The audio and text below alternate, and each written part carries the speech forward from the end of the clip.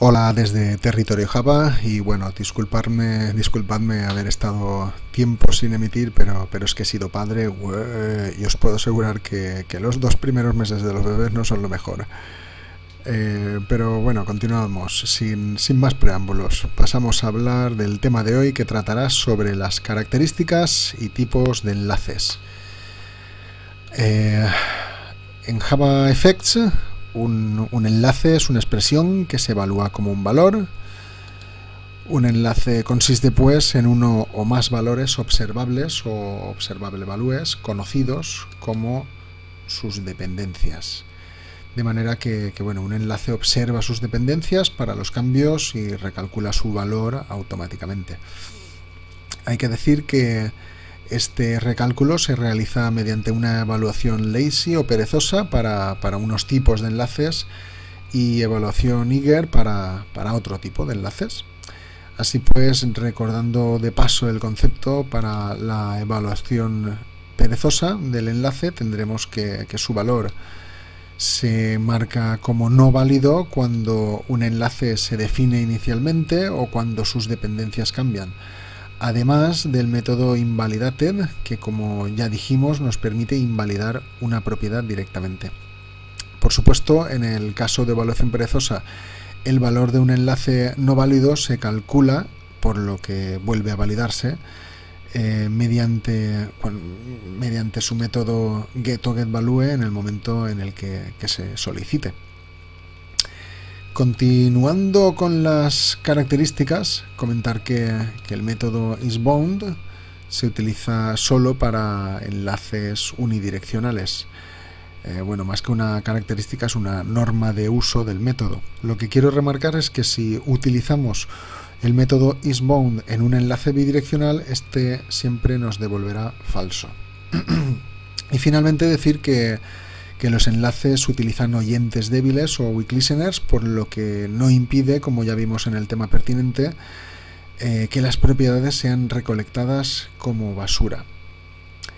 Bueno, algo que podría haber añadido al principio y estoy pensando es que todas las clases de propiedad en JavaFX tienen soporte incorporado para ser enlazadas. Algo que, aunque parezca obvio, estoy pensando que se debe decir, claro que sí. Así que, vistas las características de los enlaces, pasamos a ver los diferentes tipos de enlaces. Y como no, empezamos viendo el árbol genérico de una propiedad. Al final del árbol, como vimos, tenemos la interface property, que hereda de las interface read only property y writable value, y básicamente añade los 5 métodos que podemos leer para apoyar o respaldar mejor dicho enlace entre propiedades. Como creo que ya comentamos en el vídeo anterior, existen dos tipos de enlaces entre propiedades: los enlaces unidireccionales y los enlaces bidireccionales. Podéis ver que he añadido un ejemplo de cómo se implementa el método para cada tipo de propiedad o para cada tipo de enlace. Por supuesto, existen ciertas diferencias entre ellas que vamos a comentar, pero quiero adelantar que si no es en el siguiente vídeo, será el otro. Veremos unos ejemplos de uso de enlaces entre propiedades para aclarar mejor la teoría que estamos estudiando o que vamos a ver. Pero bueno, como iba diciendo, vamos a comentar las características y diferencias entre los tipos de enlaces existentes. Y si empezamos por los enlaces unidireccionales, podemos decir que si modificamos la dependencia recordemos que es el observable value que enviamos como argumento, también se modifica el observable que llama al método. Además, añadir que si modificamos el observable, no el observable value, nos aparecerá una excepción en tiempo de ejecución, una runtime exception. En cambio, para los enlaces bidireccionales podremos modificar tanto la propiedad que enlaza como la dependencia, lo que llamamos propagación entre propiedades. Otra característica de los esta propagación, tened en cuenta que parece que sea solo bidireccional, pero no, existe también una propagación unidireccional que, bueno, veremos también más adelante. Continuando con la característica de los enlaces unidireccionales, es que solo puede existir un enlace de este tipo de propiedad, de este tipo por propiedad, a lo que bueno, podemos decir que si vinculamos nuestra propiedad, que ya está vinculada a otra, automáticamente se desvinculará del anterior y se vinculará a la nueva propiedad. Lo ideal es que se desenlace primero para poder enlazarla correctamente, pero si seguimos una buena lógica podemos evitarnos algunas líneas adicionales de un bind y bueno, y conseguir el mismo resultado. Tened en cuenta que estoy hablando de observables. Para un observable value, vamos, la dependencia, sí que podemos enlazarlo con otra propiedad. En este caso no se elimina el enlace anterior, sino que se consigue una propagación de propiedades, una propagación unidireccional, por supuesto, y que bueno, ya lo había comentado, pero como he dicho, veremos con más detalle esta característica en los ejemplos que estoy preparando. En cambio, en los enlaces bidireccionales, una propiedad puede tener varios enlaces bidireccionales a la vez, por lo que el problema que tienen las propiedades unidireccionales en ese aspecto se soluciona mediante un enlace bidireccional. Pero bueno, ¿qué acabo de decir? No quiero que interpretéis que bueno, no estoy diciendo con esto que un enlace bidireccional es mejor que uno unidireccional. Cada uno tiene su función. No es lo mismo querer actualizar algo al instante que querer actualizarlo cuando sea necesario. Además de la propagación unidireccional o bidireccional de las propiedades, claro. Habrá veces que queramos hacerlo de una forma y otras veces mediante otra, según necesidad, claro. Pero bueno, hay que tener en cuenta, estoy pensando también el uso de memoria. Un enlace unidireccional utiliza una instanciación lazy o perezosa de la propiedad, en cambio un enlace bidireccional utiliza una instanciación eager. Y por eso en un enlace bidireccional podemos modificar tanto la propiedad que enlaza como la dependencia.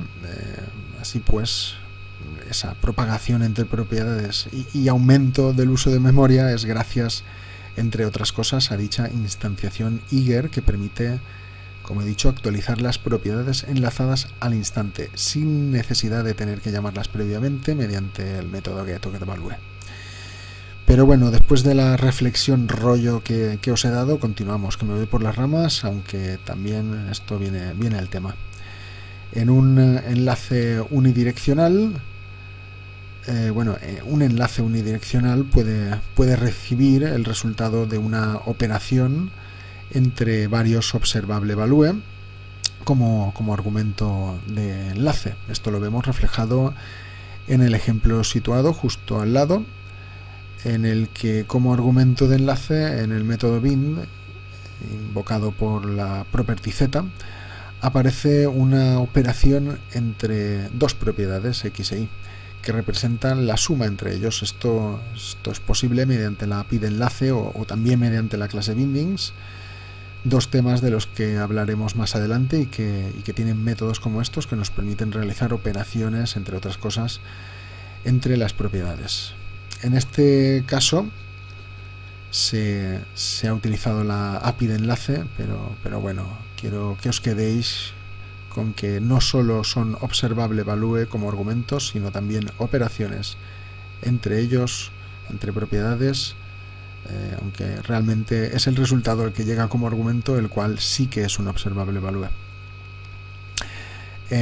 Continuamos. Para los enlaces bidireccionales, los enlaces solo se pueden crear entre propiedades del mismo tipo. Y bueno, esto nos limita un poco el poder de los enlaces, aunque sí se sabe llevar y lo veremos, no parece tan gran problema. Y para finalizar, quiero que os fijéis en la declaración, os voy a soltar otro rollo, pero vamos, fijaos en la declaración del enlace unidireccional y del bidireccional. El primero, el unidireccional, Es un observable quien invoca el método bin, con lo que si recordamos el árbol genérico que hemos visto, la interfaz observable está en la raíz de todas las interfaces, con lo que cualquier tipo de propiedad puede llamar a este método.